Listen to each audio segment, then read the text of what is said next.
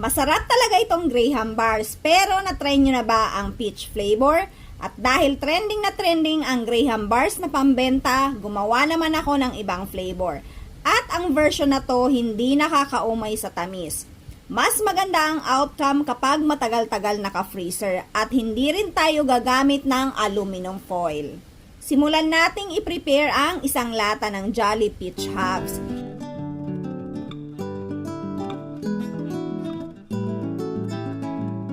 I-drain lang ang syrup at hiwain ng maliliit. Napakaganda ng kulay ng peach halves na to. Hiwain nyo lang ng ganito kaliliit at i-drain nyo ulit.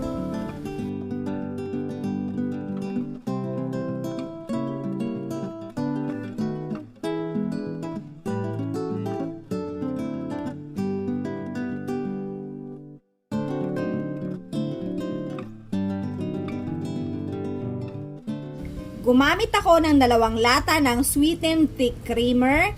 Dapat chilled na chilled talaga.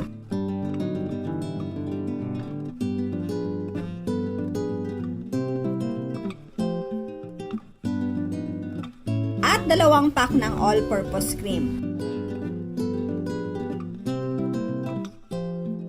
Gumamit ako ng hand mixer para mag-double ang volume. Ang sukat na to ay saktong-sakto sa 2 tray ng Graham bars. Ito na talaga ang ginagamit ko na tray sa Graham bars, mga 5 years na din to sa akin. Ang size nito ay 10 by 6 by 1.5 inches.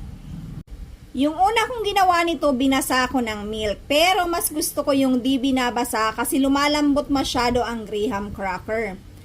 Naglagay na din ako ng baking paper para mas madali ko siyang mahila kapag frozen na. Lagyan na ng cream mixture, sunod ang hiniwang Jolly Peach Halves. At pasundan ulit ng cream sa kapatungan ng Graham crackers. Ang mga gilid-gilid, lagyan ng maliliit na piraso para maganda naman kapag hiniwa. Ilagay sa freezer overnight, pero itong akin 2 days para buong buo siya. Kaya tingnan nyo, nagyayelo talaga.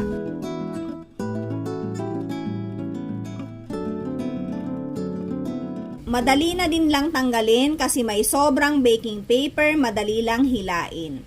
So bali sa isang tray, makakabalot pala ako nito ng 5 Graham bars. At may sobra pang pinapak ng asawa ko at bunso.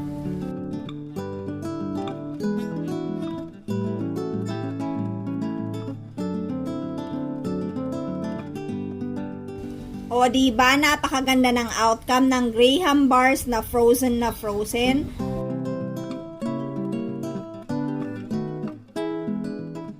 Para naman sa pambalot, hindi ako dito gumamit ng aluminum foil. Ang gamit ko dito ay baking paper na may design. Tapos ginupit ko lang siya sa size na 9 by 7.5 inches para sakto lang. Lagyan nyo lang ng tape ang dulo at ang gilid. Para sa akin, mas maganda ang ganito. Don't worry, hindi ito napupunit basta-basta. Sabi nga ng anak ko, para daw butter. Nagandahan sila sa packaging na ganito at makakamura ka din. Kung ilalagay nyo sa freezer na nakabalot ng ganito, maglagay ng patungan. So, eto na nga ang ating peach Graham bars. Try nyo to kung like nyo ng di masyadong matamis na version at may fruits, magugustuhan nyo to.